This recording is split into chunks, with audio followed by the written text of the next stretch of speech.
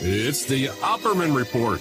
Join digital forensic investigator and PI Ed Opperman for an in-depth discussion of conspiracy theories, strategy of New World Order resistance, high-profile court cases in the news, and interviews with expert guests and authors on these topics and more.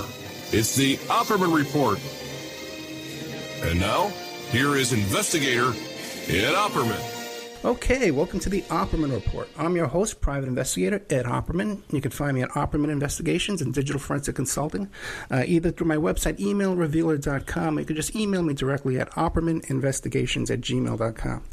If you like our show today, be sure and check out our Patreon, where we put up exclusive content every month, about 8 hours of new content, but a lot of free stuff too. I put up free content there all the time. You should check it out every day and see what I'm putting up there.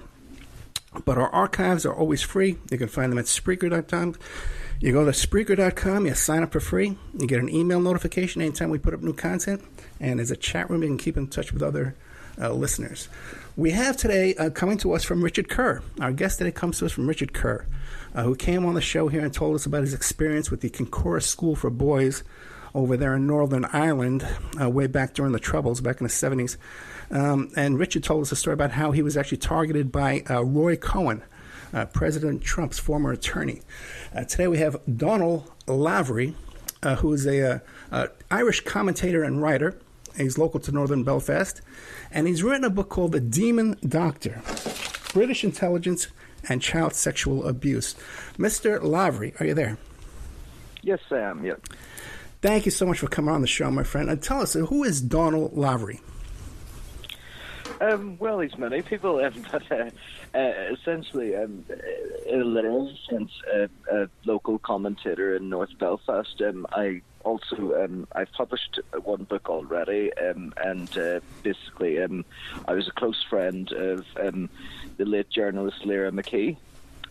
You'll probably have seen it on the news that she was shot to death here. She had been writing about the issue of Kincora Boys Home prior to me. But we would have met each other prior to Lyra's killing. And she was killed in Derry in Ireland, and basically she had been writing extensively about the issues relating to Richard Kerr's time at this particular facility and some of the people involved, including state agents and actors. Wasn't she also reporting on Jimmy Savile? She was doing some work on it, yeah. Okay, then I am familiar with that story. Now, her death, what was the conclusion of that? Was there an investigation to find out what was the circumstances around her death? She was basically, there has never actually been a successful prosecution for her murder. Even though such high-profile people were at her funeral, like the British and Irish Prime Ministers and so forth. Her death, basically, she was in a crowd of people in a city called Derry, and she was taking coverage of rioting that was taking place. And a gunman mysteriously appeared, dressed all in black, and opened fire. They said they opened fire at police, but it specifically hit her in the head. It didn't hit any police officers, which people find a bit unusual, especially given that happened a number of years ago, and there still isn't any advances in terms of bringing anyone before a court of law over it. Fascinating. And you said you wrote a previous book. What was your previous book written about? The previous book was written about how a young boy called Noah Donoghue of mixed race mysteriously went missing back in June of last year in Belfast. He actually went missing on Father's Day and was found 6 days later naked and dead in a storm drain facility underground, like something out of Stephen King's novel It. And basically there had been no proper police investigation or anything at the time. And when we compared that really with previous cases that had taken place in England, Scotland, Wales, found that really it was a question of the fact that he was, first of all, he was an Irish Catholic, but also he was mixed race. His father lives in Boston. What we were doing was comparing the double standard in that book. with just similar sort of cases and how long it took for the discovery of the child's body. That's an ongoing legal matter in that the inquest still hasn't actually determined the cause of death yet, but there's more evidence emerging just really as time passes in relation to the suspicious nature of it. So this is a particular area of interest to you, these children, abused children, and finding justice for these kids?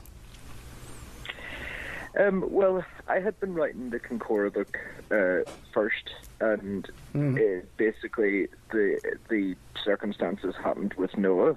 I was actually in hospital having surgery and convalescing after it, and so that's kind of why one book was paused to give precedence to the other, so to speak. But the thing about what struck me in terms of the similarity between the two was that there was a young boy called Brian McDermott, and Richard Kerr has given evidence in relation to this to the Historical Institutional Abuse Inquiry. But his body was found in the River Lagan in Belfast, cut to pieces in the 1970s, 1973, if I remember correctly. And he obviously had been murdered. People speculated that there had been some form of Satanism involved in it. And one of the people who had been sexually abusing young boys like Richard at Kincora, numerous sources had linked him to that child's death, but he himself was an ex-cop. And his brother was particularly senior, if I recall, in the special branch, which is the political arm of police in Northern Ireland. So there was conflicts of interest, so to speak, and just when you look at some of the material that was submitted to the Historical Institutional Abuse Inquiry, that child's death, Richard seems to be one of the few people who's actually come forward with an explanation as to what occurred. I mean, all these years later, the police tried to pin it on his brother, who was a teenager at the time, but have never actually been able to bring charges against him, and have tried to get him to sign things like forced confessions. And it really destroyed the lives of the family. But I don't for a second believe that it was Brian McDermott's brother. I do believe that the link was to Kincora, and I particularly would note that the Director of Public Prosecutions here was not only aware about Kincora in the 1970s before the scandal broke, but had been served a report about how one of the abusers connected to Kincora was linked to that particular murder, and they buried the report and didn't prosecute.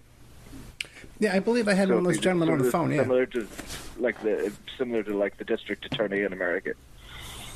Yeah, I believe I had that gentleman on the phone on the show here. I think we interviewed him because Richard sent over about a half a dozen people, Colin Wallace and a whole bunch. Why don't you describe to us? Yeah, go ahead. No, Colin wasn't the Director of Public Prosecutions in relation to it. Colin was a British Army intelligence officer who tried to blow the whistle on the Kincora Boys Home scandal. And he ended up with a body in a trunk, and it was stitched up. But he became aware of the corruption that was going on in relation to this, and how, just like with the Jeffrey Epstein scandal, the home was being used to compromise prominent people. Yeah, I believe Colin did 8 years on that and got out, hit the ground and run, and didn't miss a beat. Why don't you describe to us what it was like politically in Northern Ireland around the time of this Kincora Boys scandal? Okay, well, in 1969, the conflict in Northern Ireland had broken out, and that essentially was a bit sort of like the civil rights era in America, in that, Irish Catholics in the north were treated in a discriminatory way. The British state, the policing system in the north was corrupt and very anti-Catholic, and so there was no confidence in policing whatsoever, either from the Irish government in the south of Ireland or indeed from the Catholic community in the north. So the British government then of Harold Wilson at the time, they had to send the British Army in to police the streets. And it became very militarized in the sense that it was a war zone. And the government that had existed in Northern Ireland prior to that, which was a one-party unionist Protestant government, so to speak, that had been abolished by the government in London because it was under the UK jurisdiction. And what happened was these direct rule ministers from London, so essentially English MPs, were being sent in to govern this part of Ireland. So what you had was a war zone, and you had the IRA, who were essentially fighting a war to overthrow the British presence in Ireland and reunify the country. You had, on the right-wing side of things, you had the Ulster Loyalists, who were fighting a counter-insurgency war to try and remain a part of the United Kingdom, or some of them actually wanted an independent Northern Ireland.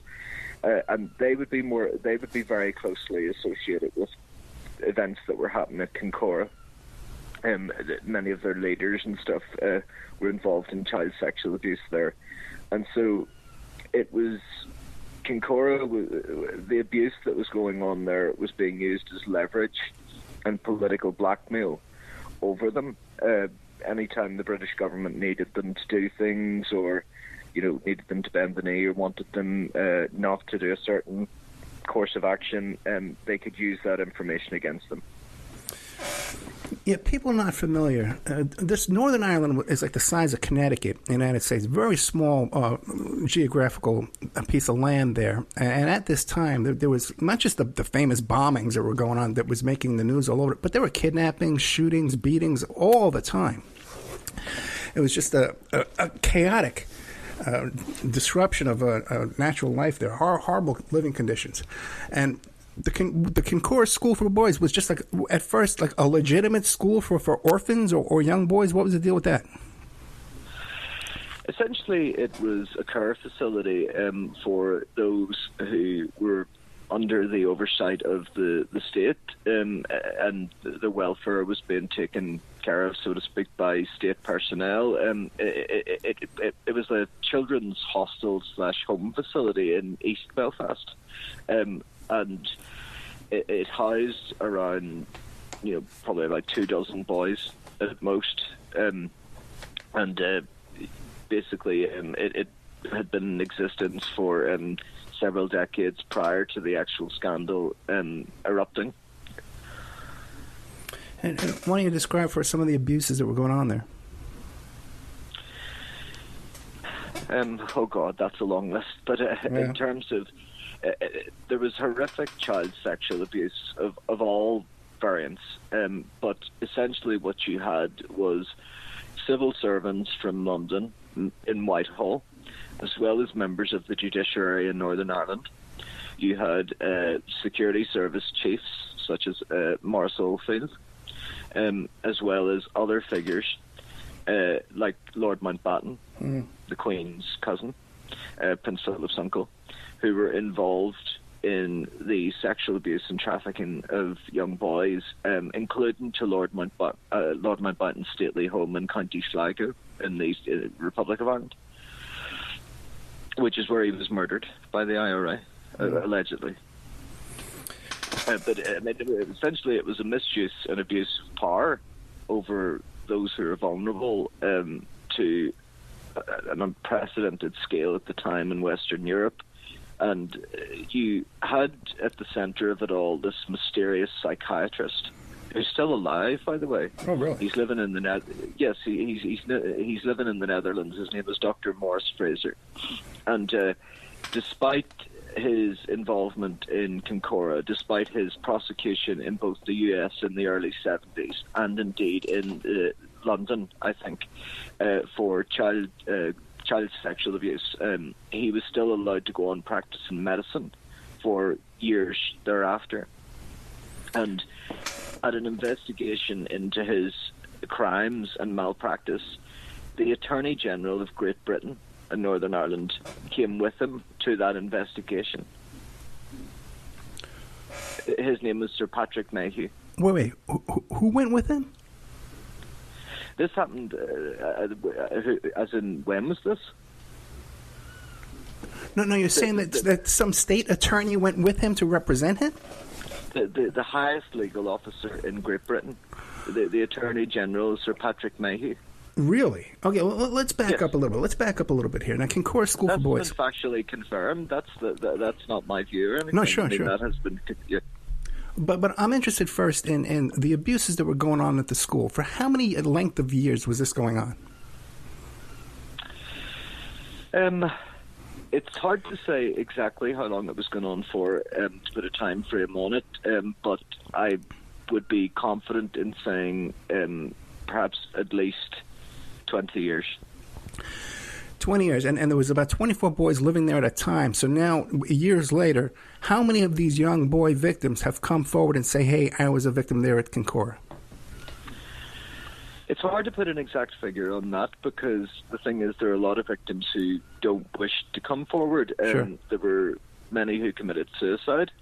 I mean, there were some who gave evidence to the Historical Institutional Abuse Inquiry, and there were those who felt too intimidated to actually come forward and give evidence at all. So to put an exact figure on it is really quite difficult, but in terms of prosecutions of the staff who were working at Kincora, I think at the time it was something around the best part of 12 boys had mentioned, the 12 boys had given accounts or evidence about varying times that they had been in, when they were actually resident in Kincora, they had given evidence about incidents of sexual assault. Okay, fascinating. So it's 20 years. It's very difficult to put an exact sort of figure on the number of boys in relation to it all because many people passed through the home and, record keeping was quite primitive back then. Sure. Now, and you said, too, that this school for boys, where they were taking advantage of these kids, it was also being used by the intelligence agencies. Yes. Mm-hmm. And that's for blackmail purposes and also, too, for, I guess, blackmail and extortion, that type of thing? Yes, and to have political leverage over the people who essentially were abusing them. The home itself was bugged. There were cameras, photographs were being taken, not just of Kincora, by the way, of other facilities, but the boys at Kincora were being trafficked to those other facilities to have sex with prominent people, including Ray Cohn. Right. He was one. There were other people involved. There were British members of Parliament. There were members of the judiciary. There were directorial ministers. There were members of British intelligence themselves who had been involved in it. And what you had was a very right-wing element of British intelligence that were running this scheme, you might call it, this operation. And they were doing it to have leverage over the political class in Britain and also in Northern Ireland. And, I mean, to this day, there has been no proper, transparent investigation. You'll find that many of the files went missing in relation to it, including after the Historical Institutional Abuse Inquiry. Many of them are subject to orders by the UK government, which basically states that they'll not be released until the year 2060. Wow. When we'll both probably be dead. Yeah. I mean, this relates to something that happened in the scandal broke in around 1980, 1981. Right, so they want to seal this up for close to 100 years. Now, yes. You mentioned this child psychologist, Dr. Morris Fraser. How did he come on? Yes. Psychiatrist, right? Child psychiatrist. Now, how did he come under scrutiny that he was even being accused? Well, he had, even before the Kincora scandal had actually broken, he had a criminal record of abusing children in both the US and indeed in England. So in terms of the scrutiny itself, what you'll find is that there were children involved. There were children who resided at Kincora who were, like Richard, who were sexually abused. Richard was sexually abused by him 2 years before to him being assigned to Kincora. But basically, there was a pattern of behaviour in relation to it, and numerous people started to come forward with allegations about how he had been abusing them, including from a well-known children's hospital in Belfast. It's called the Royal Victoria Hospital for Sick Children. He was allowed to continue practicing medicine after that, and he had connections so far up to the British cabinet whereby that particular incident that I mentioned to you about were at the investigation by the General Medical Council into his crimes and malpractice against children as a child psychiatrist. The most senior legal officer in Great Britain, the Attorney General, went to the investigation with him and made representations on his behalf. That's astonishing. And I'm surprised that all the guests I've had on this topic, no one's ever mentioned that to me before. So he has not been brought to any kind of justice for his activities. No. Okay. No, not concerning the activities that were going on at Kincora. In fact, he wasn't even questioned at the state inquiry that happened just a number of years back into it. Okay. He wasn't brought forward as a witness. And you said he's alive today? He is alive. He's living in the Netherlands, yep. Netherlands, right? You mentioned that before. Netherlands, by the way, too, is a place. Netherlands, isn't child pornography legal over there? Sorry, what was that? Yeah, in the Netherlands, either the Netherlands or Amsterdam, child pornography is legal. Yes, it's a much more lax environment. Yeah. You'll find than other European countries. Yeah, that's correct. Yeah. Okay, fascinating. The age of consent, in the UK and Northern Ireland is 16. Okay. The age of consent in some other European countries can be as low as 14. Yeah, in the Vatican, it was 12 for quite a long time. They just raised it. It used to be 12 years old in Vatican City. 12 years old, age of consent. I think it's 14 in France. So fascinating. Now, yeah. This child psychiatrist, Mr. Morris Fraser. Dr. Fraser, yeah. Dr. Fraser. Is there any speculation that he has connections to British intelligence? Absolutely. I mean, in 2015, there was a study by an academic which revealed that there were files about Morris Fraser which the British state were not prepared to release on grounds of national security. Now, our freedom of information culture here would not be as well established as yours. Yours dates back to the 60s and the 70s, whereas the Freedom of Information Act in the UK and Northern Ireland didn't actually come into effect until the late 90s. Yeah. So it's not a practice that's quite as well established as that in the US. It's not. I would say that we're not as transparent as America in many respects. Let me tell you, it's not all that it's cracked up to be here either. You know, like the first couple of times you gotta go to court. They deny it. They black everything out. So it's a battle here too. There's lawyers that specialize in that. Now there was a historical institutional abuse inquiry, right? Now, did they look into the intelligence connections? Oh, well, see, that's a very interesting question because, you see, here's the thing, right? Richard and other boys at Kincora were told that this particular inquiry, which was specific to Northern Ireland in the sense that they would not include Kincora in the UK-wide inquiry that was going on in parallel at the same time, but they restricted the terms of reference so much so that they would not have the inquiry would not have the legal powers to compel witnesses and documents from the intelligence services. So, I mean, imagine a similar inquiry in the US where the FBI are running this scheme internal in America to get leverage over congressmen, say, and other prominent people. And you could not call those who work at the FBI as witnesses, and you could not compel documentation from them relating to it. Imagine that sort of situation, and then imagine that inquiry being allowed, with those limitations, to conclude that there was no conspiracy involving the intelligence services, despite no cross-examination or due process into them. Fascinating. Now, Yeah. do we know if the American intelligence agencies were aware of this? If Roy Cohn and people like that were involved, they had to be. Well, that's an interesting point as well, because, I mean, I don't think there's anything that British intelligence really know that American intelligence agencies would not already know. But what I will say is that the FBI certainly kept files in terms of Lord Mountbatten and his perverse appetite for young boys.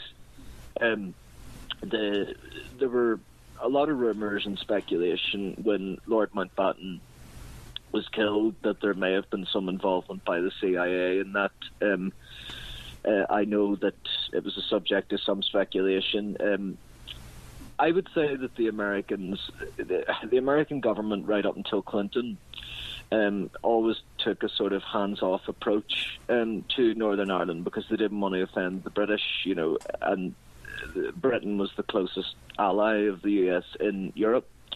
But when Clinton came into office, he certainly threw his weight, at least behind the Irish peace process. I mean, I'd say that's one of his very few successes as president. But in terms of American intelligence, I think that just generally you'll find that it's one whole perverse network that leads into the other. I mean, these people don't recognize national borders. I don't see any evidence for the fact that there's a real distinction between American intelligence, British intelligence, Israeli intelligence, French intelligence. It doesn't matter which country you're sort of talking about. I mean, if there's a Western sphere of influence, you'll find that the CIA and the FBI know quite a lot. How much they know about Kincora is, how do you measure? How long is a piece of string? Yeah. It's if the British state won't come clean on the extent to which they knew about Kincora, then the American state certainly isn't going to admit to anything. Yeah, just the amount of NSA surveillance on phones and communications, even at that time was overwhelming. There's no way that they could not have been aware of this. So now, Mr. Lavery, it's funny. We were talking about how the world's intelligence agencies, at least in the West, they're all connected, and they all seem to be up each other's business. Israel and the United States State Department, British intelligence. Now, we saw that, too, in the Jeffrey Epstein case, too. He had all these connections with Adnan Khashoggi and Israeli intelligence and the U.S. State Department. Did you find any similarities between the blackmail operation going on over there and the Epstein-Maxwell case going on over here? Indeed. I actually believe that the Mossad and elements within the FBI used the Kincora Boys Home scandal here as almost like a prototype to utilize against prominent individuals in America. I mean, no one would doubt the sway that the Israeli lobby has in America. I mean, that's very substantial. And I mean, I have to distinguish between when I say Israel and Judaism. I don't conflate the two as being one and the same. They're not. But the intelligence services, for example, you'll find that Maxwell, her father, was a British intelligence agent. You'll find that he had very close links to the royal family. And now they're mentioning about the fact that there was suspected or alleged involvement by Prince Andrew in terms of the Jeffrey Epstein scandal that happened. In Kincora, you had royal involvement, but in the form of Lord Mountbatten. You had a lot of these senior intelligence personnel who themselves were also abusing children. You had very senior legal personnel working for the state that were involved, giving them sweetheart deals. I'd say that one of the things that is kind of similar is that Epstein himself died in mysterious circumstances. One of the agents of the state was someone who had agreed to a plea bargain his name was John McCaig. He was an abuser. And basically what happened was whenever he was leaving his home to go to the trial, he was shot dead that morning by state agents within a paramilitary organization. Yes, yep. And the interesting thing about that was that McCaig had actually agreed with prosecutors that he would name names of those who were involved in this wider network. And essentially what you had there was the state sacrificing a smaller fish so that the bigger fish could get away. Those who were more valuable to them in their agenda. With Epstein, I understand that there were questions that, he might talk in relation to the staff who were prosecuted for the crimes that were happening at Kincora. What I'll say is that they mysteriously changed their plea from not guilty to guilty the night before the trial. And he was shot dead the morning of the trial. Now, there were a lot of very extremely peculiar developments that occurred in relation to that. Now, the gentleman that was shot, what was the official story of the reason why? If this was police, some kind of law enforcement that shot him, what was the official story why he was shot? Well, no, see, they stated... Did I lose you? I think we might have lost our guest here. That could be true, but the thing is, in the sense that it could have been people who were involved in Irish Republican paramilitaries, but the thing is, the British intelligence ran extensive numbers of agents within Irish Republican paramilitaries. Wait, just a second, Donald, because we lost your audio there for a second, so it's very important. Sorry. No, that's okay. I asked you what was the official story of why he was shot. It was my impression that he was shot by law enforcement, so please explain. Well, they certainly never stated that he was shot by law enforcement. Okay. What they stated was that he was shot by basically people connected to the IRA. Gotcha.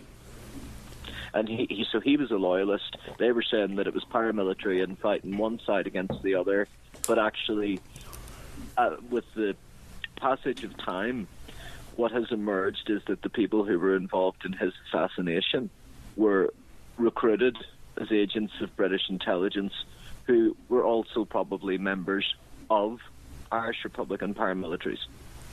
Let me that ask you... happened. I mean, there are a lot of proceedings going on at the minute in relation to that. I mean, Lyra McKee's book, it mentioned about how one of the IRA, one of the most senior British agents in the IRA, Steak Knife, his code name was, he was alleged to be involved in the murder of an MP who was going to expose much of this.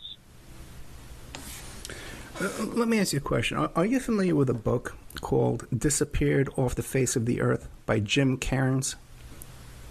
I've heard the name, but I haven't read it. Okay, it's a fascinating... the book went out of print, and Mr. Cairns, C-A-I-R-N-S, seems to have gone underground, okay? I had a guest on my show who he couldn't find Mr. Cairns, and he actually republished the book himself on Amazon. I think he was giving it away for free. And then Cairns finally contacted him and told him to cut it out. He was very, very upset and very worried about his own safety. And Mr. Cairns' theory was, and this is right about the same period of time, and all these murders and assassinations that were going on there in Northern Ireland that were being blamed, just like the case you're describing right now, on paramilitary and stuff like that. But he believed that a lot of this stuff going on was due to satanic cults. Now, you mentioned earlier that there was a satanic element to one of these children being murdered. How much... And besides the intelligence agencies, how much of these other things are possible?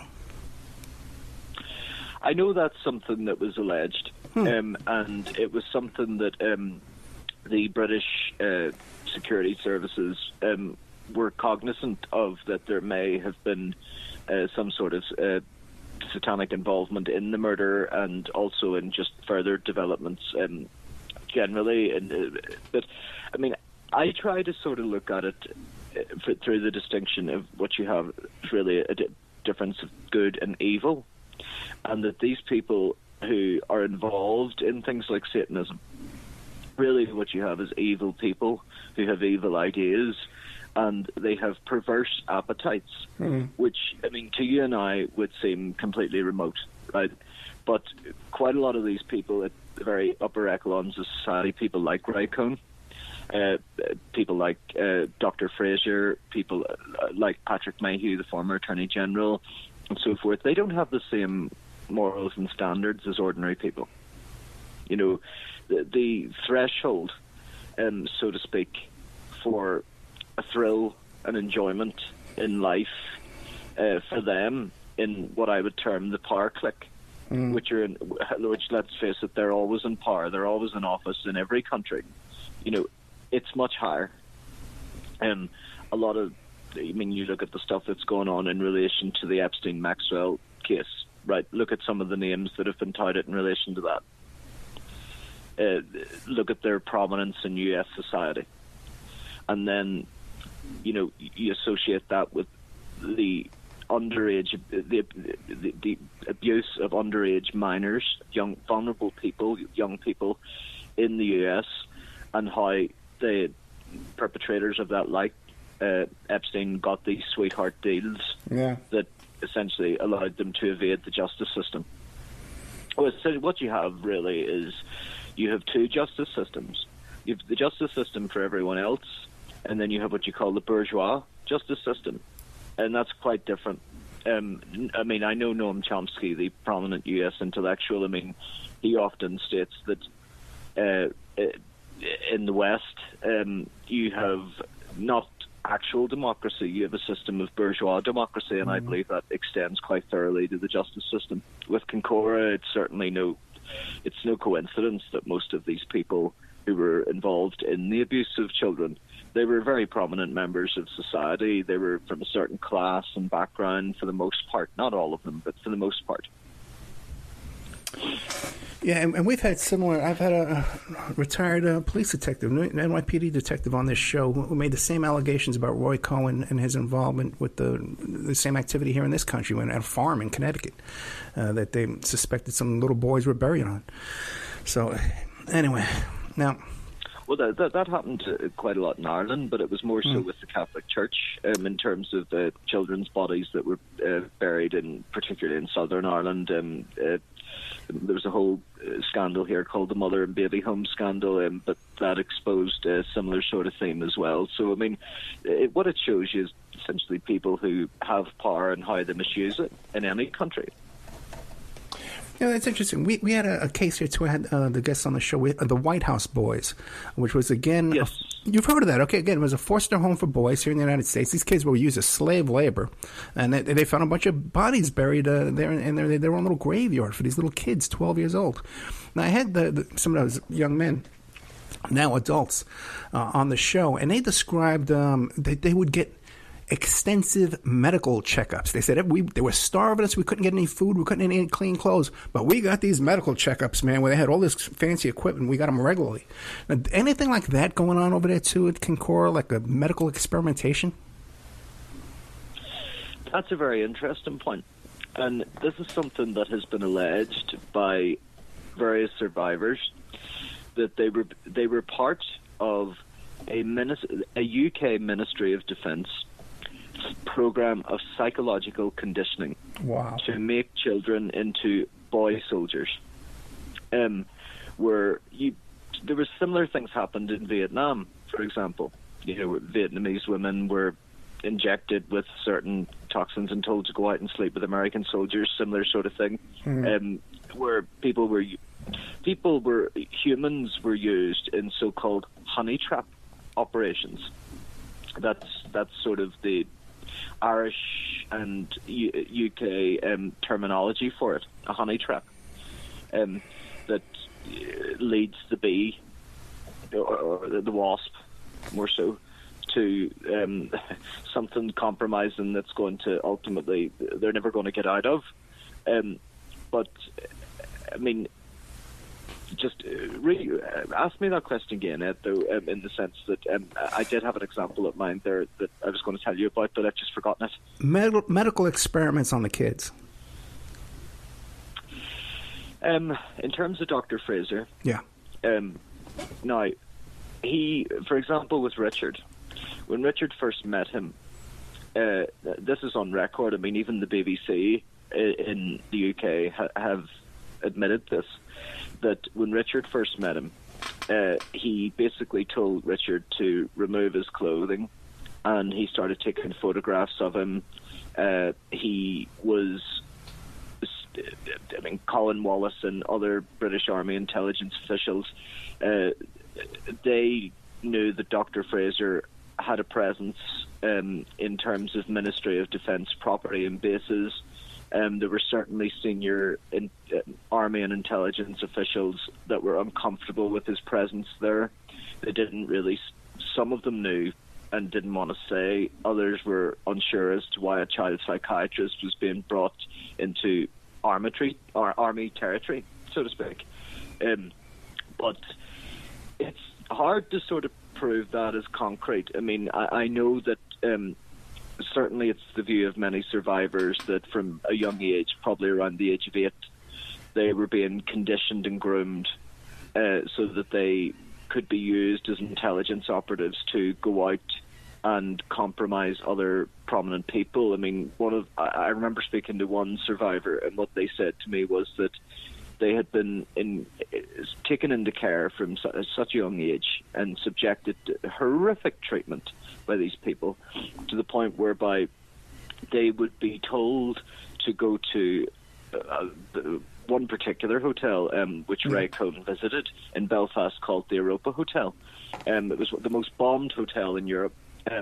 But what happened was they would be told to go there and perform what was called the elevator trick, which meant that a prominent person would be on the 4th floor and going downstairs, and they would essentially be told, get in the elevator, go upstairs to the 4th floor, let them get in the elevator with you, go downstairs, and then as they're walking out, walk out right next to them and maybe sort of stand right next to them or slightly bump into them, and British intelligence would have someone photographing that, which would allow for that person to be blackmailed, even if nothing was going on, because even if the person was not doing anything that they shouldn't, I mean, malpractice or wrongdoing or criminality against children, essentially what it meant was that they would have a photograph of them standing right next to someone who was either alleged to be a rent boy or alleged to be a child escort of some sort.